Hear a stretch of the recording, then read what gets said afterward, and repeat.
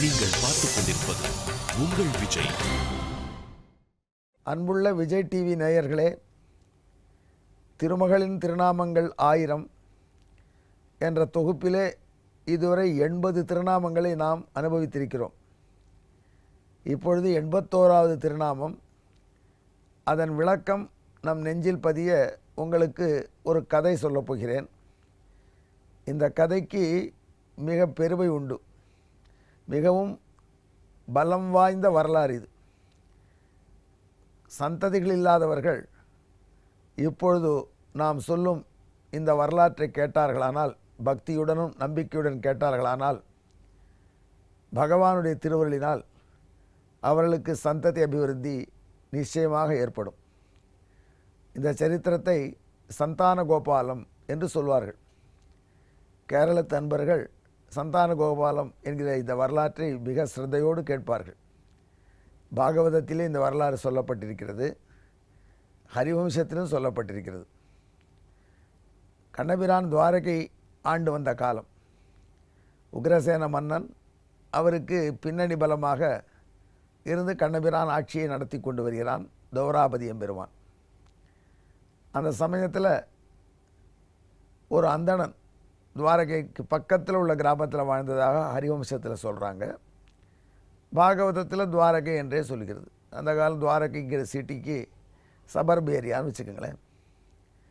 அங்கே இருந்த அந்தணன், அவனுக்கு ஒரு பிள்ளை பிறந்தது. பிள்ளை பிறந்தவாறே ரொம்ப ஆனந்தப்பட்டான். முதல் பிள்ளை குவான்னு கதறியது. அடுத்த வினாடி பேச்சு மூச்சு இல்லை. அந்த குழந்தையின் உடலை தூக்கிண்டு கண்ணபிரானுடைய அரண்மனை வாயிலுக்கு வந்தான் அந்த அந்தணன். அந்த குழந்தைய வாயில் வச்சுட்டு கண்ணபிரானுடைய அரண்மனை நுழைவாயிலில் என்ட்ரியில் வச்சுட்டு கண்ணபிரானை நோக்கி பெருக்குரல் கொடுத்தான். உள்ளே அலோ பண்ணல போல் இருக்கு காவல்காரர்கள். அதனால் பெரிய குரலில், இந்த பிள்ளை மாண்டு போனதற்கு நான் பொறுப்பில்லை, நான் நெறியாக வாழறேன், உண்மையே பேசுகிறேன், ஒழுக்கத்தோடு இருக்கேன், பிறர் பொருளை விரும்புவதில்லை, பிறர் மனை நாடுவதில்லை. அதனால் எனக்கு இந்த மாதிரி பிள்ளை பிறந்த உடனே இறக்கக்கூடிய தௌர்பாகியம் இருக்காது.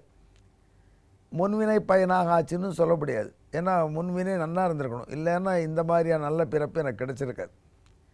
என் மகன் மாண்டு போனதற்கு பொறுப்பை இந்த கிருஷ்ணன் தான். இந்த கிருஷ்ணனுக்கு ஒரு நெறியான வாழ்க்கை இல்லை. ஒரு மனுஷனுக்கு எவ்வளோ மனைவி? 8 மனைவியாம் பட்ட மகிழ்ச்சி. போராக்குறைக்கு 16,000 தேவிமார்களாம் துவாரகையில். இத்தனை பெண்களோடு சல்லாபம் பண்ணி கொண்டு குஷியாக வாழ்ந்து கொண்டிருக்கிற மன்னன். எங்கேயாரும் படித்தானான்னு கேட்டால் ஏதோ 64 நாள் படித்தாங்கிறாங்க. அதில் கூட குருதேவருக்கு ஏதோ செத்து போன பிள்ளையை மீட்டு கொடுத்து அதனால் சர்டிஃபிகேட் வாங்கிட்டு வந்துட்டான். இப்படி பொய் சர்டிஃபிகேட் வாங்கி நிறைய மனைவிகளோடு குடுத்தனம் பண்ணி கொண்டு எங்களை போல் படித்த அந்தங்களை மதிக்காத ஒரு மன்னன் ஆட்சியில் வாழக்கூடிய குடிமக்களுக்கு இதுதான் கதி. இதை பார்த்தீங்களா, என் பிள்ளை பிறந்த உடனே மாண்டு போயிடுத்து அப்படின்னு கத்தினா கண்ணபிரான் கண்டுக்கவே இல்லை. உள்ளே இருந்து எல்லாருக்கும் அதிசயப்பட்டாங்க. சாதாரணமாக யாரையும் ஐயோ காப்பாற்றுனா ஓடக்கூடிய கண்ணன் ஆயிரக்கணக்கான கிலோமீட்டர்களுக்கு அப்பால் இருந்து கிருஷ்ணா துவாரகாவாசி கோவிந்தா என்று கூப்பிட்ட திரௌபதிக்கு புடவைகளை சுரந்த வள்ளல். வேதம் படித்த அந்தண்ணன் வீட்டு வாசலில் இறந்து போன குழந்தைய கொண்டு வச்சுட்டு கதறான், திட்டுறான், குமுறான்.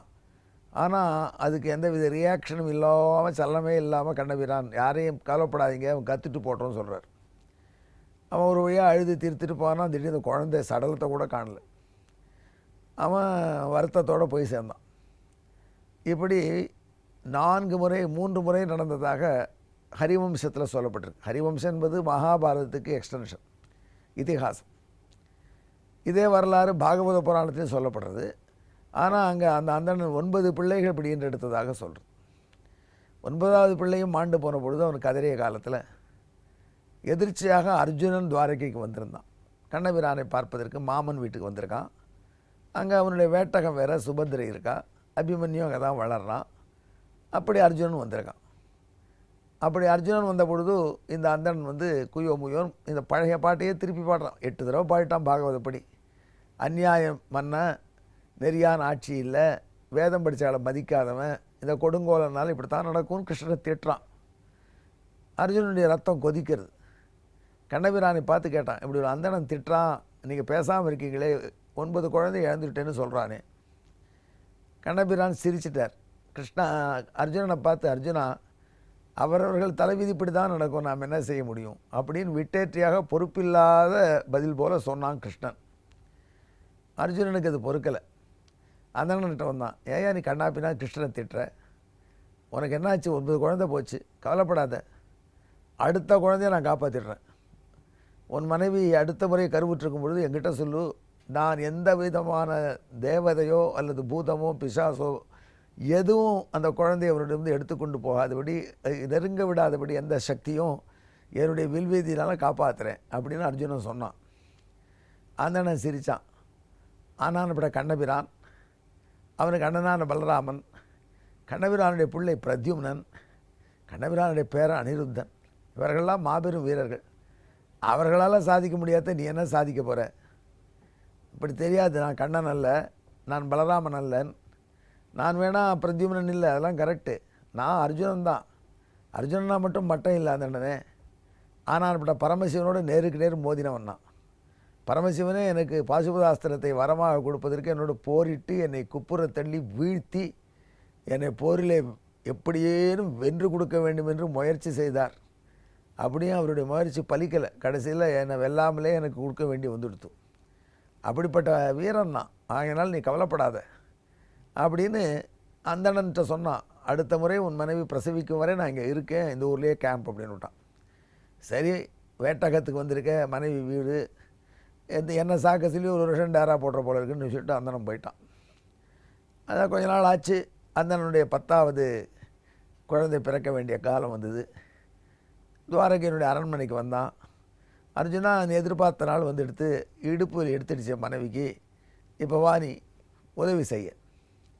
அர்ஜுனன் போனான். எந்தவித தீய சக்தியை அண்டாதபடி தங்கிட்ட இருக்கக்கூடிய மந்திரங்களை பயன்படுத்தி அந்தனுடைய வீட்டை சுற்றி அம்புகளாலேயே கூண்டு போட்டான். அந்த அம்புகளால் அர்ஜுனன் 1, 2, 3 அம்புகளை அடுக்கி போட்ட கூண்டு வழியாக காற்று கூட உள்ள வரது கஷ்டம். எந்த தீய சக்தியும் வராது, உன் குழந்தையை கடத்தாது, நீ கவலைப்படாதே என்று அந்தனுக்கு அபயம் கொடுத்து அர்ஜுனன் ஜம்முன்னு வீட்டு வாசலில் உட்காண்டிருக்கான்.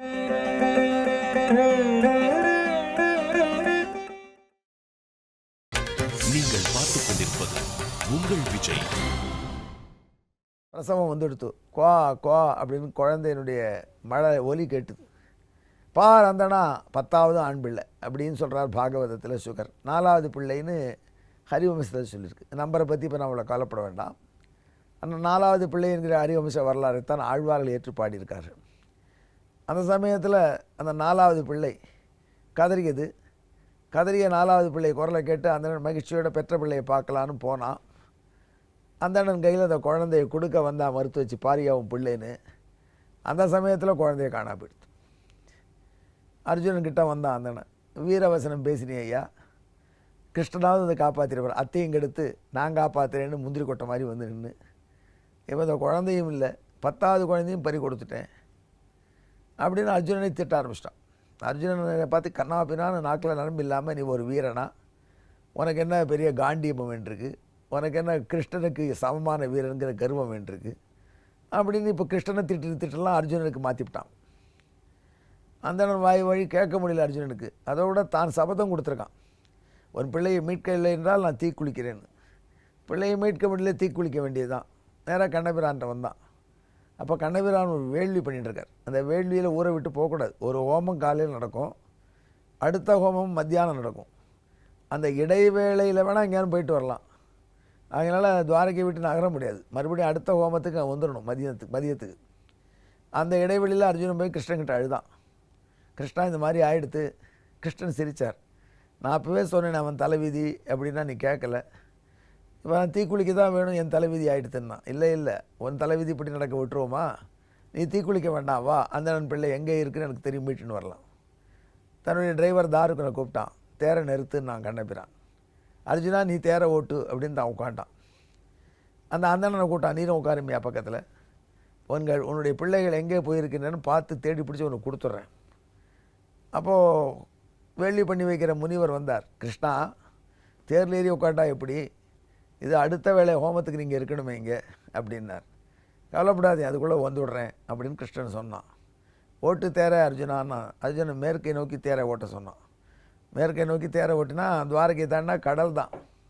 கடல் மேலே தேர் எப்படி ஓடுறது அப்படின்னு அர்ஜுனன் வியந்தான். ஓட்டு நீ அப்படின்னா கிருஷ்ணன். அந்த தேர் கடலில் ஓடித்து. அர்ஜுனன் வியந்து போய் நின்னான். தன்னுடைய தோழனுக்குள்ள சக்தியை பார்த்து தண்ணீர் மேலே தேர் விரைஞ்சு கத்திய போல் கீழ்ச்சின்னு போகிறது. கொஞ்ச தூரம் போகிறோம் பெரிய மலை. அந்த மலை எதாவது மேற்கு மலை. அந்த மலையை நெருங்கித்து சூரியன் மலை வாயில் விடுற மலைன்னு நம்ம புராணங்களில் நம்மளுக்கு சொல்கிறாங்க. அதை நெருங்கினவானே தேர் எப்படி போகும், மலையே குடஞ்சிண்டு கடந்து அப்படின்னு அர்ஜுனன் பிரமிக்கிறான். கண்ணன் சொல்கிறான், மலையே வழி விடு, மலை வழி விடு. அப்படி சொல்ல போனால் கொஞ்ச நேரத்தில் ஒரே இருட்டு. தேரும் போக முடியல, ஒன்றும் போக முடியல. இனிமேல் இந்த பிரகிருதி மண்டலம்னு சொல்லக்கூடிய எல்லையை கடக்கிறது. ஒரே இருட்டாக இருக்கே, கும்மிருட்டு. ஓட்டை இலைவெளியை தேரேன்னு அர்ஜுனன் பார்த்தான். கிருஷ்ணனை கண்ணபிரான் தன்னுடைய சக்கரத்தாழ்வாரை முன்னாடி விட்டான். சர்ன்னு ஒளி வெள்ளத்தை வீசிட்டு சக்கரம் முன்னாடி போக தேர் பின்தொடர்ந்து. பின்தொடர்ந்தால் மறுபடியும் ஒரே வெள்ளம். அந்த வெள்ளத்துக்குள்ளே தேரை நிறுத்தினான் கண்ணன். அர்ஜுனா நீ வார், நான் வெள்ளத்துக்குள்ளே தான் இறங்கினான்.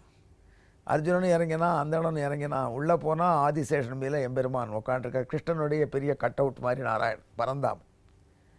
கண்ணபிரான் பார்த்து வணங்கினான். அர்ஜுனனும் வணங்கினான். தன்னைத்தானே கண்ணன் வணங்குறான், அர்ஜுனன் கூட நின்று வணங்குறான். அப்போது பரந்தாமன் சொல்கிறான், உங்களை இங்கே வரவழைக்கணும்னு ஆசைப்பட்டா, இது வைகுண்ட லோகையா, கண்ணபிரான் பூலோகத்தில் உள்ள காட்சியோடு வைகுண்டத்துக்கு வர வேணும் என்று உங்களை பார்க்க வேண்டும் என்ற ஆசையினால் இதை செய்தேன் அப்படின்னு பரந்தாமன் சொல்கிறான். உடனே இதான் அந்த குழந்தைகள்னு அந்தனுடைய குழந்தைகளுக்கு கொடுக்குறான். அத்தனை குழந்தைகளும் தப்பின பிள்ளைகள் எல்லாத்தையும் கொடுத்துட்டான். உன் பிள்ளை தானா செக் பண்ணிக்கோன்னார் கிருஷ்ணன். என் பிள்ளை தான் அந்தனை. எப்படி அவன் பிள்ளை தான் தெரியும்னா, அந்த பிறக்கும் பொழுதே ஒவ்வொரு குழந்தையும் மார்பில் பூணலோடையும் இருப்பில் முஞ்சிப்புலோடையும் பிறந்து தான். ஆகையினால் நான் நோட் பண்ணியிருக்கேன், என் பிள்ளைகள் தான் எல்லாருட்டான். அந்த பிள்ளைகளை அழைத்து கொண்டு துவாரகைக்கு வந்தான் கண்ணபிரான். மதிய ஹோமத்துக்கு ரெடி ஆகிட்டான். இது சந்தான கோபால வரலாறு. இறந்து போன பிள்ளைகளை மீட்டு கொடுத்தான். இதை பெரியாழ்வார் பாடுறார், 2 தடவை பாடுறார். தப்பின பிள்ளைகளை தனமுகு சோதிபுக தனிவோர் தேர்கடவி தாயோடு கூட்டிய என் அப்பா என்று குழந்தை அம்மாவோடு கூட்டி வைத்த பகவானே என்று பாடுகிறார். மீண்டும் ஒரு முறை பாடுகிறார் பெரியாழ்வார். பிறப்பகத்தே மாண்டொழிந்த பிள்ளைகள் 4வரையும் இறைப்பொழுதில் கொணர்ந்து கொடுத்து ஒருபடத்த உரைப்பன் என்று பாடுறார். திருமங்கை ஆழ்வாரும் இந்த வரலாறை வேதவாய் மொழி அந்தணன் என்ற பாசுரத்திலே பாடுகிறார். நம்மாழ்வாரும் இந்த வரலாற்றை இடரின்றியே ஒரு நாள் ஒரு பொழுதில் என்கிற திருவாய்மொழி பாசுரத்தில் பாடுறார். இது புராண வரலாறு அப்படி உங்களுக்கு சொன்னேன். இதிகாசமாக இருக்கு, ஹரிவம்சத்திலையும் பாகவத புராணத்திலையும் உள்ள சில வேற்றுமைகள் இருந்தாலும் வரலாறு மற்றவைகள் பொதுவாக இருக்குது சொன்னேன். ஆனால் இந்த பாசுரத்துக்கு உரை சொல்லும் பொழுது நம்பிள்ளை என்கிற ஆச்சாரியன் அவருக்கே உள்ள தனித்திறமையினால் ஒரு விஷயத்தை கண்டுபிடிச்சு சொல்கிறார். உண்மையிலே இந்த பிள்ளைகளை கொண்டு போனது பரந்தாமன் அல்ல. பரந்தாமனுடைய திவ்ய மகிழ்ச்சியான பிராட்டி லக்ஷ்மி தேவி கண்ணபிரானை இங்கே வரவழைக்க வேண்டும் என்று நாச்சியார்களோடு சேர்ந்து பண்ணினாள்.